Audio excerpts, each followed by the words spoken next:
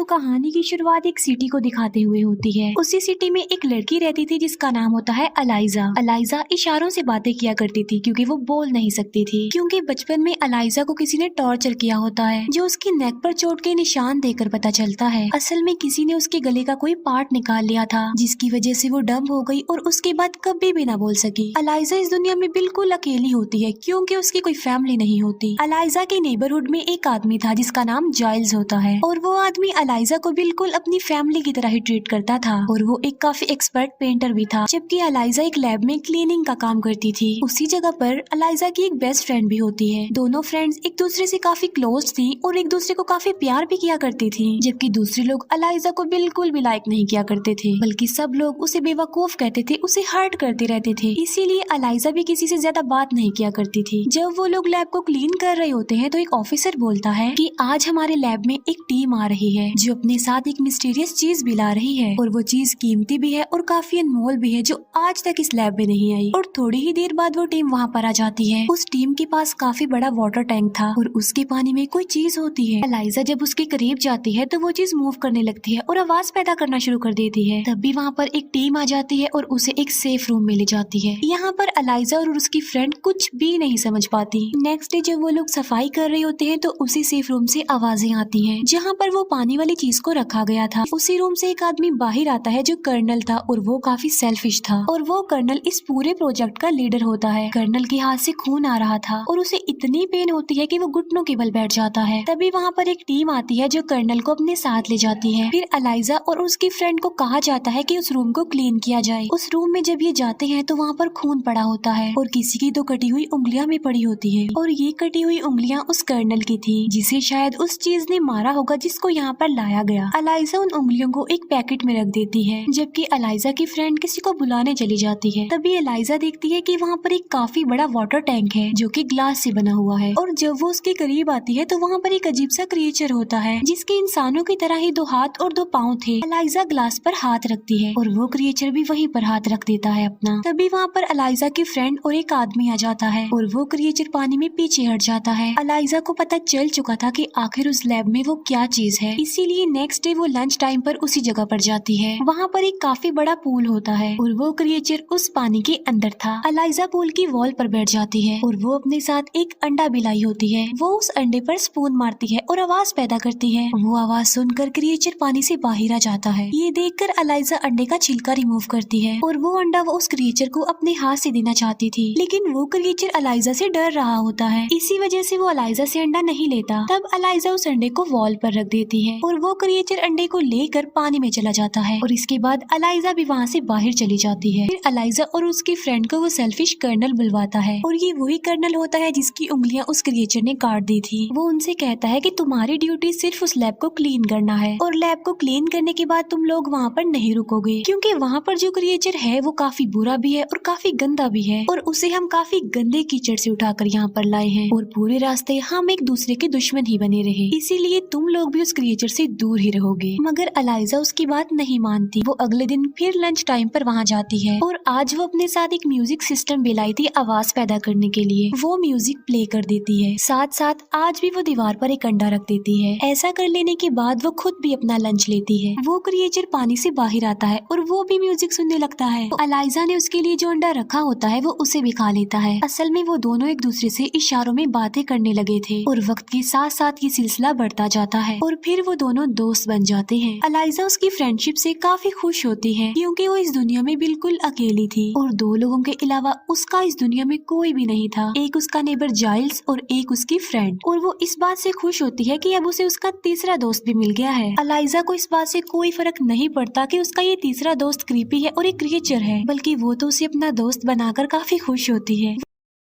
वो daily lunch time पर उसके पास जाती थी और उसके साथ अपना अच्छा टाइम स्पेंड करती थी और इशारों में दोनों एक दूसरे से बातें किया करते थे। एक दिन वो दोनों बातें कर रहे होते हैं लेकिन तभी वहाँ पर डॉक्टर आ जाते हैं जो इस क्रिएचर के ऊपर अपनी रिसर्च कर रहे थे और वो छुपकर उन दोनों को बातें करते हुए देख लेते हैं। वो सोचते हैं कि उस क्रिएचर और अलाइजा के बीच अब कोई रिलेशन बन चुका है, लेकिन अलाइजा के सामने वो ये बात शो नहीं करवाते कि उन्होंने सब कुछ देख लिया है और वो सब जानते हैं। ये डॉक्टर एक साइंटिस्ट भी थे जो अमेरिका के लिए इस क्रिएचर पर अपने रिसर्च कर रहे थे, लेकिन अंदर ही अंदर ये जर्मन की एजेंट भी थे, यानी जासूस, क्योंकि दोनों कंट्रीज के बीच कोल्ड वार चल रही होती है। तो इसीलिए दोनों कंट्रीज एक दूसरे की पॉलिटिकल और साइंटिफिक एक्टिविटीज पर नजर रख रहे थे। इसीलिए ये डॉक्टर उस क्रिएचर से रिलेटेड सारी इंफॉर्मेशन जर्मन्स को देते थे, वो भी खुफिया तौर पर। नेक्स्ट डे एलाइजा फिर से उस क्रिएचर से मिलने जाती है। वो देखती है कि उस क्रिएचर को बड़ी बेदर्दी से चेंड किया हुआ है। ये देखकर उसे उस क्रिएचर पर तरस आ जाता है, क्योंकि उसकी बॉडी से खून निकल रहा था। तभी उसे रियलाइज होता है कि वहाँ पर कोई आ रहा है, इसीलिए वो जल्दी से छुप जाती है। और वहाँ पर होता है वही कर्नल। कर्नल इस क्रिएचर से बहुत नफरत करता था। कर्नल के पास एक आयरन रॉड होता है जिसमें करंट पैदा होता है, और वो उस आयरन रॉड से उस क्रिएचर को इलेक्ट्रिक शॉक देता है। इसके बाद वहाँ पर जर्नल आते हैं जो उस क्रिएचर को देखकर कहते हैं कि मैंने तो एक्सपेक्ट किया था कि ये कोई छोटा सा क्रिएचर होगा, लेकिन ये तो काफी बड़ा है साइज में। कर्नल कहता है कि अमेज़न के लोग तो इसे अपना गॉड समझते हैं, जो पानी में इसके लिए फ्रूट्स फेंकते हैं, फूल फेंकते हैं और पता नहीं क्या क्या। कर्नल कहता है कि अगर हम इस क्रिएचर के बारे में जानना चाहते हैं तो हमें तो इसे मारना होगा, क्योंकि इसे मार कर ही तो हम इसके बारे में रिसर्च कर सकते हैं, और जैसी इसकी बॉडी है इसे काटे बगैर तो हम कुछ कर ही नहीं सकते। लेकिन वो डॉक्टर उन्हें बताता है कि इसकी हालत तो काफी ज्यादा खराब है, और अजीब बात ये है कि ये 2 जगहों से सांस लेता है। हमें इस पर रिसर्च करनी चाहिए, ना कि इसे मारना चाहिए। मगर वो उस डॉक्टर की कोई भी बात सुनना चाहते ही नहीं थे। डॉक्टर कहता है कि अगर हमने इसे पानी में ना छोड़ा तो ये बहुत जल्द मर जाएगा, क्योंकि उस क्रिएचर को देखकर ऐसा लग रहा था कि शायद वो बेहोश हो गया है। फिर वो उस क्रिएचर को पानी में डाल ही देते हैं। डॉक्टर जनरल को कहता है कि आप इस क्रिएचर को नहीं मार सकते। जनरल कहता है कि तुम मुझे मत बताओ कि मुझे क्या करना चाहिए और क्या नहीं करना चाहिए, मेरे पास सारी अथॉरिटी है और मैं कुछ भी कर सकता हूँ। इसीलिए जनरल कर्नल को कहता है कि इस गंदे से क्रिएचर की जल्दी से चीर-फाड़ कर दो, आखिर हम भी तो जानना चाहते हैं कि ये है क्या चीज। डॉक्टर को ये सुनकर काफी दुख होता है, क्योंकि वो नहीं चाहते थे कि इस क्रिएचर को मारा जाए। वो बेजुबान है, हालांकि वो तो एक जासूस है, मगर उससे पहले वो एक इंसान भी है। इसीलिए उन्हें उस क्रिएचर पर तरस आता है और वो नहीं चाहते थे कि उसे मारा जाए। अलाइजा भी ये सब कुछ देख और सुन पा रही थी। डॉक्टर के साथ साथ अलाइजा को भी ये बात काफी हर्ट करती है। अलाइजा ये सारी बात घर आकर जाइल्स को बता देती है, क्योंकि वो काफी परेशान थी कि कहीं वो उस क्रिएचर को सच में न मार डाले। वो कहती है कि वो बिल्कुल मेरी तरह है, बेजुबान है, वो मेरा दोस्त है और मैं उसकी हेल्प करना चाहती हूँ। वो मुझे देखकर खुश होता है और मेरे अंदर जो भी कमी है वो उसे नहीं देखता, वो मुझे हर हाल में एक्सेप्ट करता है। जाइल्स कहता है कि मैं अफसोस के साथ कह रहा हूँ कि हम उसे नहीं बचा सकते, क्योंकि जिन लोगों की कस्टडी में वो है वो बहुत पावरफुल है और हम आम से इंसान है, हम उनके आगे कुछ नहीं। ये कहकर जाइल्स वहाँ से चले जाते हैं। अलाइजा काफी दुखी होती है और जाइल्स भी, क्योंकि अलाइजा और वो क्रिएचर दोनों इस दुनिया में अकेले हैं, दोनों का ही कोई नहीं है एक दूसरे के सिवा। ये सोचकर जाइल्स वापस आते हैं और वो अलाइजा को कहते हैं कि उस क्रिएचर को बचाने में मैं तुम्हारा साथ दूंगा, जैसा तुम कहोगी मैं वैसा ही करूंगा, क्योंकि हम फैमिली हैं। अलाइजा को इस बात से काफी खुशी मिलती है और अब वो काफी रिलैक्स भी हो जाती है। वो प्लान बनाते हैं कि वो उस क्रिएचर को उस लैब से बाहर निकालेंगे, जालिम लोगों से छुड़वा लेंगे उसे। अलाइजा सबसे पहले वहाँ जाकर समझदारी का काम करती है। वो सारे कैमरास को ऊपर की तरफ कर देती है ताकि उन्हें कोई ना देख सके कि उस क्रिएचर को इन्होंने भगाया है।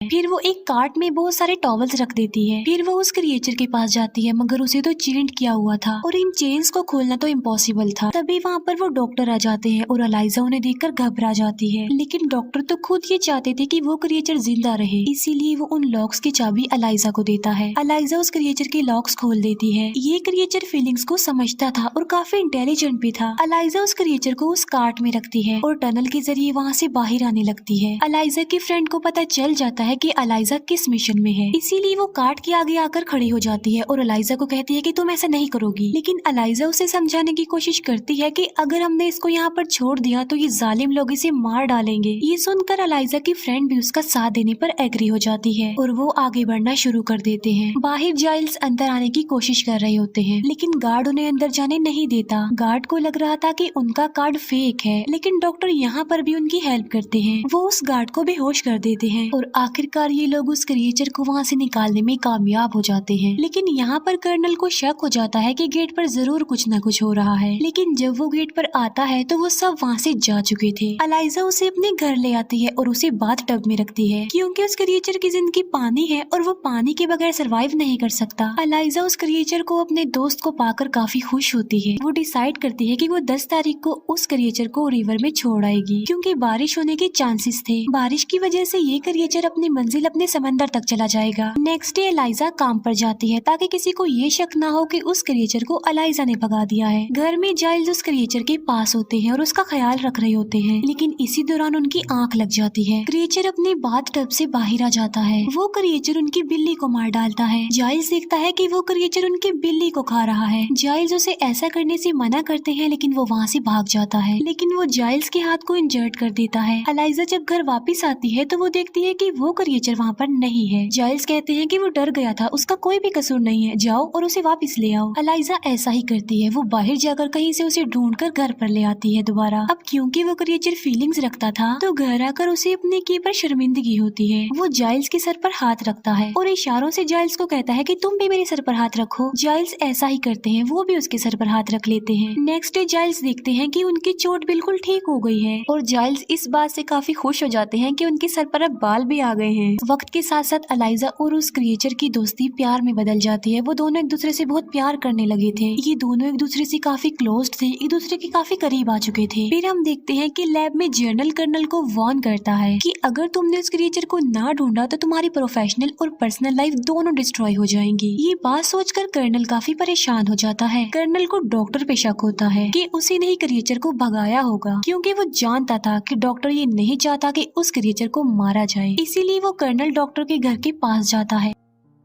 डॉक्टर अपने घर से बाहर आकर दो लोगों से मिलते हैं। वो दोनों आदमी डॉक्टर पर गोलियां चला देते हैं, लेकिन कर्नल वहां आकर उन दोनों आदमियों को मार डालता है। कर्नल को पता चल चुका था कि डॉक्टर रशियन बोल रहे थे। इसका मतलब ये है कि वो एक एजेंट है, एक जासूस है। कर्नल डॉक्टर को कहता है कि मुझे सब कुछ बता दो कि वो क्रिएचर किसके पास है, मगर डॉक्टर उन्हें कुछ भी नहीं बताता। राज उगलवाने के लिए कर्नल उस डॉक्टर को टॉर्चर करने लगता है। तब डॉक्टर सिर्फ ये ही बताते हैं कि वो एक क्लीनर है और ये कहते ही डॉक्टर मर जाते हैं। क्लीनर का नाम सुनकर कर्नल को एलाइजा पर नहीं बल्कि उसकी फ्रेंड पर शक होता है, क्योंकि वो दोनों ही तो वहीं पर सफाई करती थी। इसीलिए कर्नल अब एलाइजा की फ्रेंड के घर जाता है और वो एलाइजा की फ्रेंड से पूछता है कि बताओ वो क्रिएचर कहाँ पर है, लेकिन वो उसे कुछ नहीं बताती। वो कहती है कि मैं इस बारे में कुछ नहीं जानती, लेकिन वहाँ पर उसका हस्बैंड होता है जो कर्नल को सब कुछ सच बता देता है। वो कहता है कि वो क्रिएचर एलाइजा के घर पर है, क्योंकि मैंने अपनी वाइफ को एलाइजा से बात करते हुए सुन लिया था। ये सुनकर वो कर्नल गुस्से में आकर अब एलाइजा के घर की तरफ जा रहा होता है, लेकिन उससे पहले एलाइजा की फ्रेंड उसे कॉल करके इन्फॉर्म कर देती है कि तुम वहाँ से भाग जाओ, क्योंकि कर्नल तुम्हारे घर पर आ रहा है उस क्रिएचर को पकड़ने। आज 10 तारीख भी होती है और बारिश भी हो रही होती है। ये वही दिन होता है जब एलाइजा उस क्रिएचर को रिवर में छोड़ना चाहती थी, इसीलिए वो जल्दी से उस क्रिएचर को वहाँ से लेकर चली जाती है। कर्नल जब एलाइजा के घर पहुँचता है तो वो देखता है कि वहाँ पर तो कोई भी नहीं है। तभी उसे कैलेंडर पर 10 तारीख के नीचे एक नोट मिलता है, जिस पर एलाइजा ने लिखा था कि आज के दिन उस क्रिएचर को रिवर में जाकर छोड़ देना है। एलाइजा अपनी मंजिल यानी उस रिवर तक पहुंच चुकी थी और वो अपने सबसे करीबी अपने फ्रेंड उस क्रिएचर को गुड बाय कह रही थी। इस बात से वो दोनों ही काफी दुखी होते हैं, क्योंकि उन्हें पता था कि अब के बाद वो दोबारा जिंदगी में कभी भी नहीं मिल पाएंगे। लेकिन अगर ये क्रिएचर पानी में समंदर में ना गया तो इसने तो वैसे ही मर जाना है। इसीलिए वो आगे बढ़ता है, लेकिन तभी वहाँ पर कर्नल पहुँच जाता है और वो एलाइजा और उस क्रिएचर दोनों पर फायरिंग कर देता है, जिसकी वजह से ये दोनों वहीं पर ही गिर जाते हैं। लेकिन वो क्रिएचर दोबारा खड़ा हो जाता है, लेकिन कर्नल के दोबारा बुलेट्स भरने से पहले वो क्रिएचर उनके पास चला जाता है। कर्नल देखता है कि उसे गोलियां लगी हैं, मगर फिर भी वो नहीं मरा।